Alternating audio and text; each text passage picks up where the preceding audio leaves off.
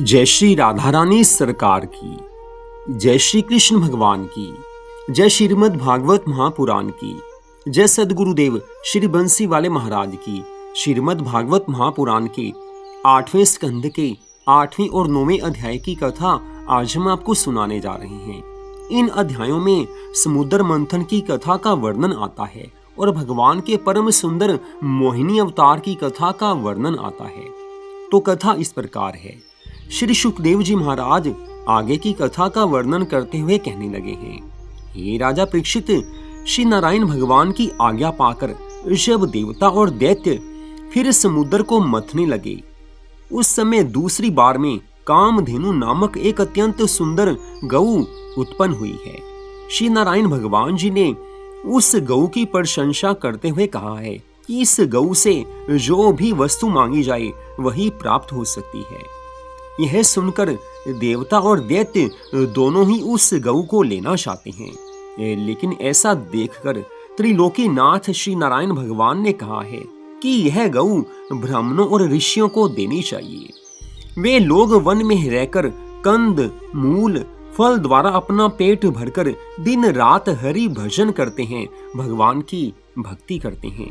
वेद शास्त्रों में यही लिखा है कि किसी कार्य में होने वाले लाभ में से ब्राह्मण को कुछ दान अवश्य दिया जाए। ऐसा कहकर श्री नारायण भगवान ने उस गऊ को वशिष्ठ, दुर्वासा आदि ऋषियों को सौंपते हुए कहा है कि आप लोग इसे ले जाकर देवलोक में रखो। जब ब्राह्मणों और ऋषि मुनियों को किसी वस्तु की इच्छा हो तब वे इस गऊ को अपने आश्रम पर ले जाकर इच्छित वस्तु प्राप्त कर लें, लेकिन उसके बाद फिर से इसे देवलोक में पहुंचा दिया करें। जब ऋषियों ने इस गऊ को ले लिया तब श्री नारायण भगवान सबको सुनाकर कहने लगे हैं कि अब समुद्र में से जो वस्तुएं निकलें उनमें से एक को देवता तथा दूसरी को दैत्य ले लेने।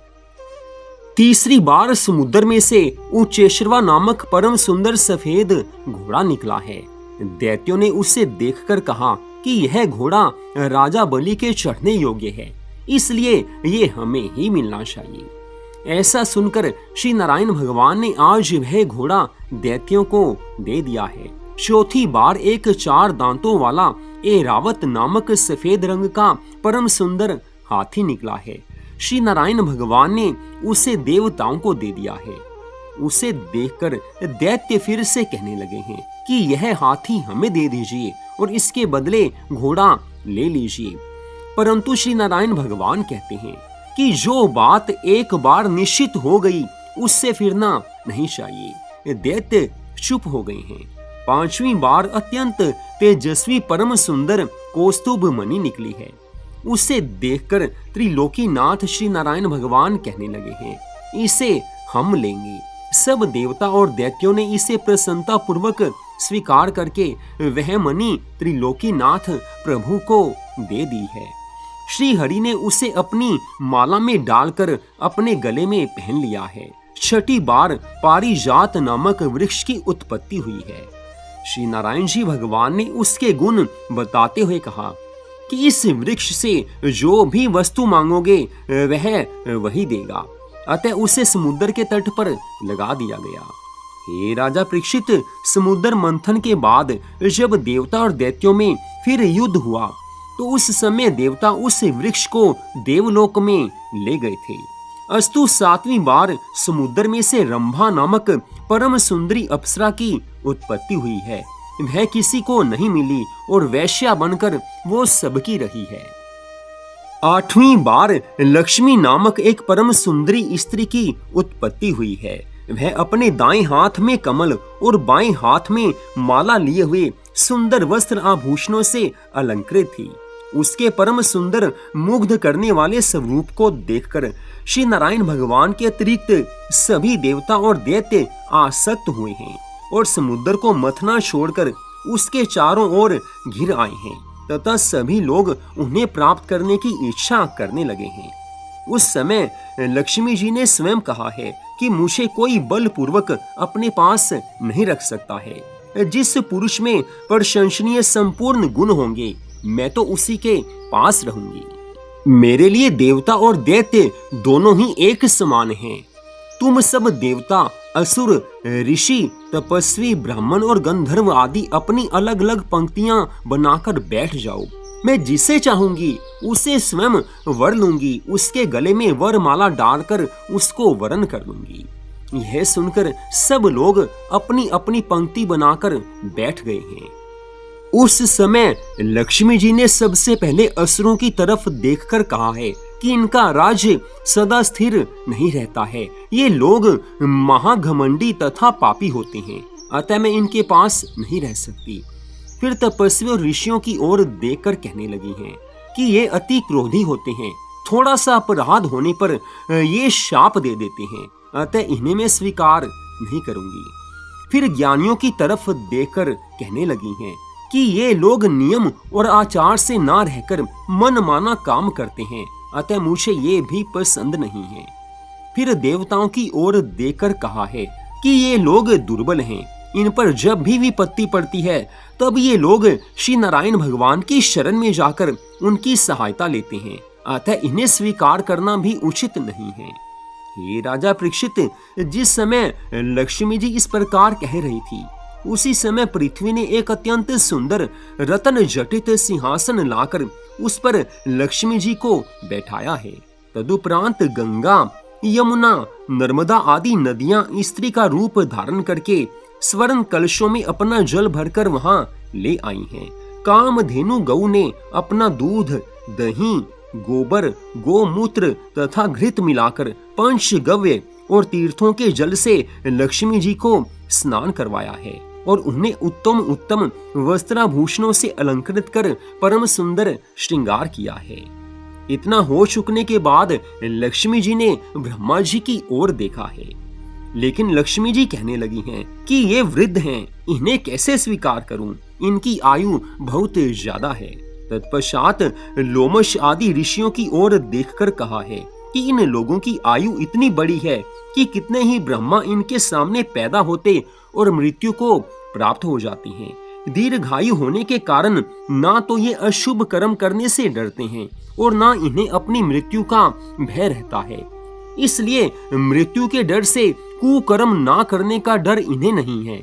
ये मेरे योग्य नहीं है। इस प्रकार सब गुण दोषों का विवेचन करके लक्ष्मी जी श्री नारायण भगवान के सम्मुख आई हैं। आज महालक्ष्मी माँ कहने लगी हैं कि इनके रूप, तेज सब गुणों से परिपूर्ण हैं, यद्यपि इनमें एक दोष भी है कि इन्हें ना तो किसी संसारी वस्तु की इच्छा होती है और ना ये किसी से मोह ही रखते हैं। जो उद्धव भक्त जीवन भर इनकी सेवा करता रहा, उसे उन्होंने ये आज्ञा दी कि तुम बद्रिकाश्रम में जाकर तप करो, तब तुम्हें मुक्ति मिलेगी। लेकिन इसके विपरीत जिस व्याध ने इनके चरणों में बाण मारा था, उसी समय विमान पर बैठाकर प्रभु ने उसे वैकुंठ लोक को भेज दिया। प्रभु की लीला प्रभु ही समझ सकते हैं, परंतु इन सब दोषों के होते हुए भी इनसे अधिक उत्तम पुरुष तीनों लोकों में दूसरा कोई नहीं हो सकता। इसलिए मैं इन्हीं के चरण कमलों की सेवा करके अपना जीवन सफल करूंगी। इस तरह कहते हुए आज महालक्ष्मी माँ ने अपने हाथों की वरमाला श्री नारायण भगवान के गले में डाल दी है। उस समय श्री नारायण जी भगवान ने लक्ष्मी जी से कहा है कि हे लक्ष्मी, तू 8 याम मेरे हृदय में वास करोगी।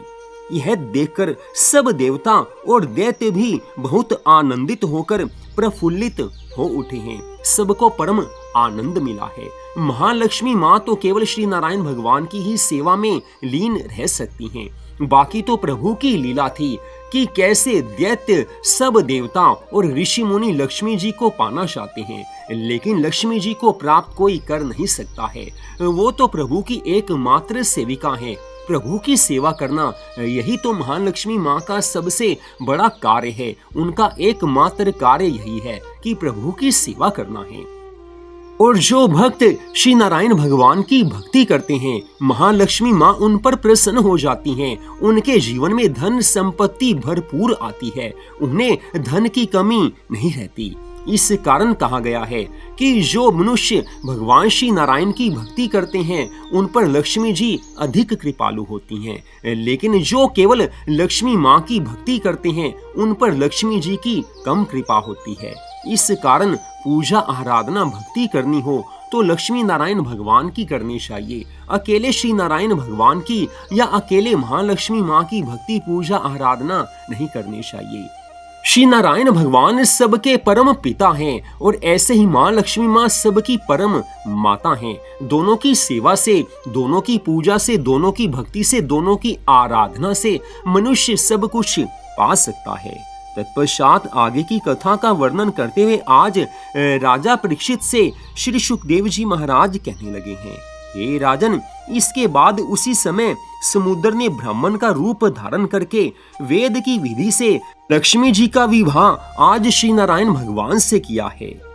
सब देवी देवता आज महालक्ष्मी माँ को कुछ न कुछ भेंट देते हैं। विश्वकर्मा ने परम सुंदर आभूषण दिए हैं। पृथ्वी ने आज महालक्ष्मी माँ को मुक्ति मणियों की माला दी है और नागों ने कुंडल भेंट में दिए हैं। ब्रह्मा और शिव आदि देवताओं ने आनंदित होकर श्री नारायण भगवान और महालक्ष्मी माँ पर आज परम सुंदर फूलों की वर्षा की है। महालक्ष्मी माँ के दर्शन प्राप्त होने के कारण देवताओं और दानवों के शरीर में एक नवीन शक्ति का संचार हुआ है। तत्पश्चात श्री नारायण भगवान की आज्ञा से सब देवता और दानवों ने पुनः समुद्र को मथना आरंभ किया है। तब 9वीं बार समुद्र के गर्भ से कन्या रूपी वारुणी की उत्पत्ति हुई है, जिसे दानवों ने ले लिया है। 10वीं बार एक बहुत सुंदर तेजस्वी श्री नारायण जी के अवतार और यज्ञ में भाग ग्रहण करने वाले धन्वंतरी नामक वैद्य की उत्पत्ति हुई है। उस पुरुष के एक हाथ में अमृत कलश और दूसरे हाथ में हरितकी थी। उससे देखते ही देवताओं और दानवों ने प्रसन्न होते हुए कहा है कि जिस अमृत के लिए हमने इतना अधिक परिश्रम किया था वह हमें अब प्राप्त हो गया है। उसी समय एक दानव ने आगे बढ़कर उस अमृत कलश को धन्वंतरी वैद्य के हाथ से छीन लिया है। ऐसा अत्याचार देखकर देवताओं ने दानवों से कहा है कि इसमें आधा भाग हमारा भी है। दानवों ने कहा है कि हमारे पीने के बाद जो अमृत शेष बच जाएगा उसे हम तुम लोगों को दे देंगे। ऐसा सुनकर देवताओं ने आज श्री नारायण भगवान से शिकायत की है। उस समय श्री नारायण भगवान जी ने सब देवताओं को धीरज दिया है। प्रभु कहने लगे हैं कि हे देवताओं, मैं अपनी माया से कोई उपाय रचकर तुम्हें सारा अमृत पिला दूंगा। तुम निश्चिंत रहो, तुम मेरे परम भक्त हो, तुम मेरी शरण में हो, तुम्हारी चिंता का कोई कारण नहीं है। मैं तुम्हारी रक्षा करूंगा, अमृत तुम्हें ही मिलेगा। भगवान ने सबको विश्वास दिलाया है और भगवान के ऐसे परम सुंदर वचनों को सुनकर देवताओं ने धीरज धरा है, संतोष कर लिया है। उधर जो दानव अमृत के कलश को धन्वंतरी वैद्य से छीन कर ले गए थे वे उसकी आपस में छीना झपटी करने लगते हैं। कोई कहता है कि पहले मुझे पीना है, कोई कहता है कि पहले मैं पीऊंगा। सब में ऐसे ही छीना झपटी होने लगी है। भगवान की माया में फंसकर आज सब दैत्य छीना झपटी करने लगे हैं, परंतु किसी को इतना समय मिल ही नहीं पाया कि वह उस अमृत को पी लेता। तत्पश्चात इससे आगे की कथा का वर्णन करते हुए श्री सुखदेव जी महाराज कहने लगे हैं कि हे राजन, जिस समय सब दैत्य इस तरह छीना झपटी कर रहे थे, ठीक उसी समय आज श्री नारायण भगवान जी ने परम सुंदरी स्त्री मोहिनी का स्वरूप धारण किया है। आज भगवान का मोहिनी अवतार हुआ है। तत्पश्चात श्री सुखदेव जी महाराज कहने लगे हैं, हे राजा परीक्षित, श्री नारायण भगवान के उस मोहिनी स्वरूप के श्रृंगार का वर्णन किया नहीं जा सकता। शेष, महेश और गणेश भी भगवान के उस मोहिनी स्वरूप का वर्णन नहीं कर सकते हैं। भगवान का मोहिनी स्वरूप इतना ज्यादा अधिक सुंदर है कि जिसे देवता, असुर, मनुष्य, योगी, यति और बड़े बड़े ऋषि मुनि भी देखकर मोहित होकर बेचैन हो जाते हैं। त्रिलोकीनाथ श्री नारायण भगवान ने उस समय ऐसा आकर्षित करने वाला परम सुंदर मोहिनी स्वरूप से अवतार लिया कि सब दैत्य और देवता प्रभु को देखकर सब कुछ भूल गए हैं। मोहिनी अवतार की क्या प्रशंसा करे, प्रभु ने ऐसा अवतार पहली बार लिया है। लेकिन अपने भक्तों का सब देवताओं का कार्य सिद्ध करना है। श्री सुखदेव जी महाराज आगे की कथा का वर्णन करते हुए कहने लगे हैं कि हे राजा परीक्षित, जब देवताओं और असुरों ने उस मोहिनी स्वरूप को अपनी ओर आते देखा तो सब अमृत पीना भूल गए हैं। सब भगवान के उस स्वरूप पर मोहित हो गए हैं। जब वह सुंदरी मोहिनी असुरों की ओर तिरछे नेत्रों से देखती हुई चली, तब वह अत्यंत प्रसन्न होकर आपस में कहने लगे हैं कि हमारे बड़े अहोभाग्य हैं जो यह परम सुंदरी हमारी ओर ही चली आ रही है। हम लोग अमृत पीने के लिए जो ऐसे झगड़ा कर रहे हैं, उस झगड़े को निपटाने के लिए यदि इस सुंदरी को पंच चुन लिया जाए तो ये उत्तम बात रहेगी।